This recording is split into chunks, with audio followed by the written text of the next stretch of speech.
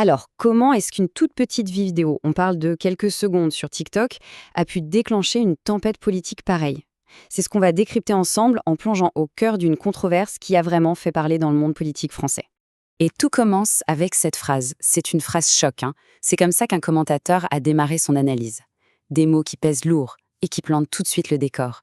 Celui d'un scandale, d'une vraie indignation. Bon, alors, de quoi il s'agit exactement? L'élément déclencheur, c'est une vidéo. Une vidéo TikTok postée par une députée française. Son but, en tout cas ce qu'elle affichait, c'était de montrer son retour au travail, un retour en douceur, comme elle dit, juste après son congé maternité. Et quand on regarde la vidéo comme ça, de prime abord, ça a l'air de rien, vraiment. On la voit arriver à l'Assemblée nationale, elle pousse la poussette de son bébé, elle fait un truc administratif rapide, et hop, elle repart. On pourrait se dire, ok, elle partage juste un bout de sa vie de maman et de députée, rien de plus.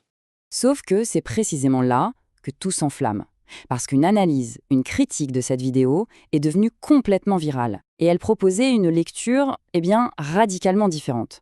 Pour l'auteur de cette critique, ce TikTok, ce n'était pas juste une petite vidéo innocente. Non, c'était le symptôme d'un fossé immense entre la classe politique et les citoyens.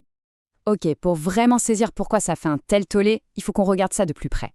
Décortiquons ensemble, pas à pas, ce qu'on voit dans la vidéo, ou plutôt ce que le commentateur nous dit qu'on voit. Alors voilà la séquence. Étape 1, elle arrive à l'Assemblée avec son bébé dans la poussette. Étape 2, elle passe en coup de vent à la Commission des affaires économiques. Étape 3, elle signe la feuille de présence, celle qui est obligatoire. Étape 4, elle repart, mais genre immédiatement. Et enfin, étape 5, elle récupère un classeur auprès de sa collaboratrice. Ce sur quoi le commentateur insiste, c'est la rapidité de tout ça. L'acte de travail, si on peut l'appeler comme ça, se résume à une signature. Et c'est là que ça devient crucial.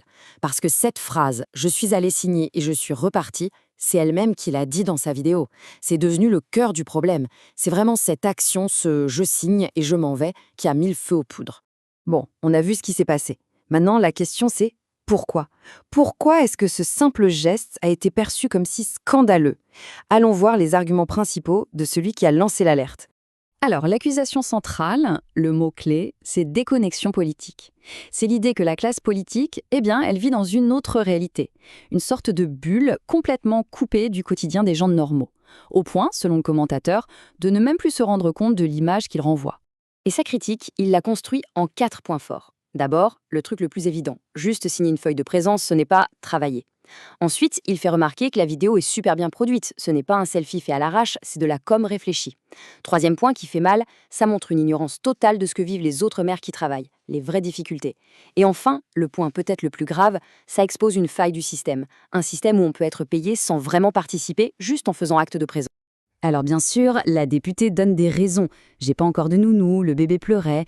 Mais la réponse du commentateur est, disons, sans pitié. Il rétorque « Vous faites partie du 1% des Français les mieux payés et vous aviez 16 semaines, 4 mois pour vous organiser. » C'est un vrai choc des perspectives.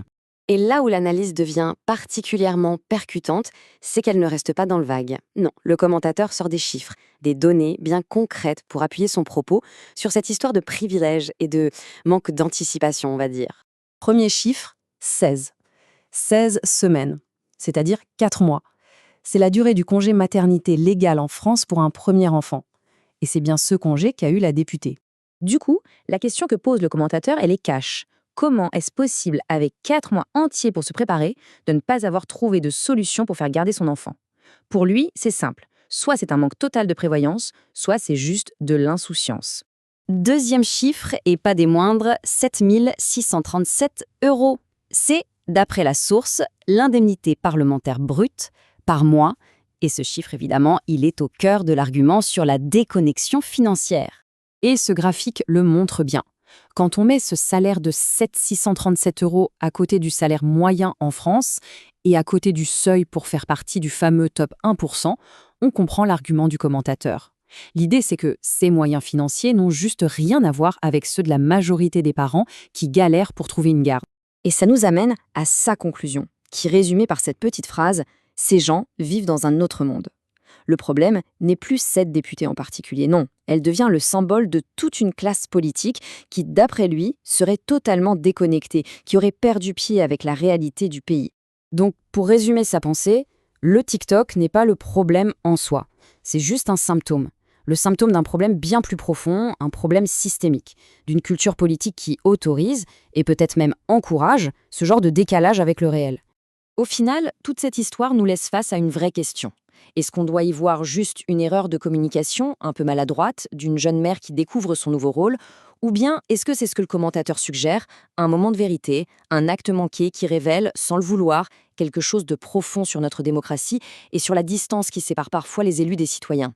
À chacun de se faire son idée.